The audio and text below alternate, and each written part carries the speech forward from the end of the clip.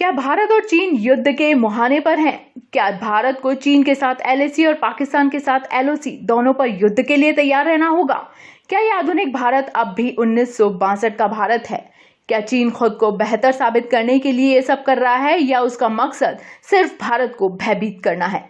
ये सब सवाल हैं जो इन दिनों आपके अंदर कौंध रहे होंगे। हालांकि पीएम मोदी ने देशवासियों को आश्वस्त करने की पूरी कोशिश तो की है कि भारत हर तरह से माकूल जवाब देने के लिए तैयार है। वो अपनी 1 इंच जमीन भी किसी को नहीं देगा।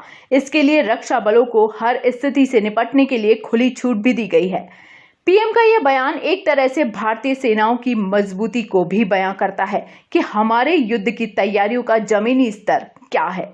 वहीं वैश्विक रूप से देखें तो अगर ये युद्ध होता है तो Bharat America, Japan, Australia, Taiwan जैसे देशों के खुले समर्थन पर विश्वास कर सकता है।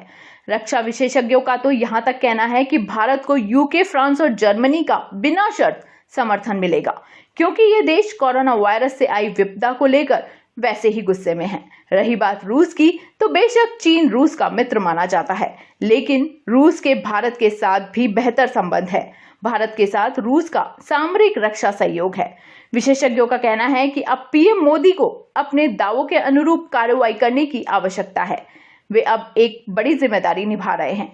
डोकलाम के मामले में देश ये जान गया था कि हम आक्रामक रुख रखेंगे और रणनीति का उपयोग करेंगे, तो उसका परिणाम यह आया कि चीनियों को पीछे हटना पड़ गया।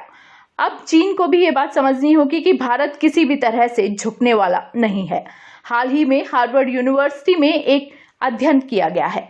इस अध्ययन में कहा गया है कि यदि दोनों देशों के बीच स्थिति गंभीर होती है तो वर्ष 1962 की नाकामयाबी के किसी स्तर को टालने के लिए भारत की चीन पर एक परंपरागत बढ़त होगी।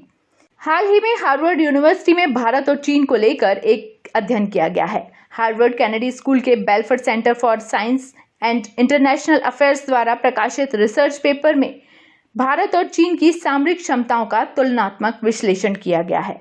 इसमें बताया गया है कि भारत और चीन के बीच किस तरह की सैन्य क्षमताएं हैं। भारत के पास चीन के खिलाफ अपनी सैन्य स्थिति के प्रति बेहतर आत्मविश्वास के कारण है, जो परमाणु पारदर्शिता और संयम के अंतर्राष्ट्रीय प्रयासों में देश को नेतृत्व का अवसर देते हैं। रिपोर्ट में पीएलए यानी चीनी सेना की क्षमताओं का गहराई से अध्ययन किया गया है। उसके अनुसार उसकी भारत के थल सेना के साथ बराबरी बताना भ्रामक है। भारत के साथ युद्ध भी हो जाए तो उसकी थल सेना का महत्वपूर्ण भाग अनुपलब्ध होगा। इस भाग को या तो रूस के लिए शिनजियांग या तिब्बत के उपद्रवों पर पार पाने के लिए रिजर्व किया हुआ है। अधिकांश सेनाएं भारतीय सीमा से दूर तैनात हैं। सीमावर्ती क्षेत्रों में पीएलए एयरफोर्स और आईएफए यानी इंडियन एयरफोर्स में संख्यात्मक रूप से काफी असमानता है। पीएलए एयरफोर्स की संख्या काफी कम है। भारत का सामना करने वाली चीन की जमीनी सेनाओं के त्रिभागीय संगठनात्मक विभाग के विपरीत वेस्टर्न थिएटर कमांड ने क्षेत्रीय प्रहार करने वाले सभी विमानों को अपने कब्जे में ले लिया है। इनका एक भाग रूस केंद्रित मिशनों के लिए आरक्षित है। इंडियन वेस्टर्न एयर कमांड अकेले चीन के खिलाफ करीब 101 लड़ाकू विमानों को काम में ले सकती है। वहीं तकनीकी रूप से चीन के J-10 लड़ाकू विमानों की तुलना भारत के मिराज 2000 से की जा सकती है। भारत का सुखोई 30, MKL J-11 और सुखोई 28 चीन के सभी लड़ाकू विमानों की तुलना में बेहतर हैं।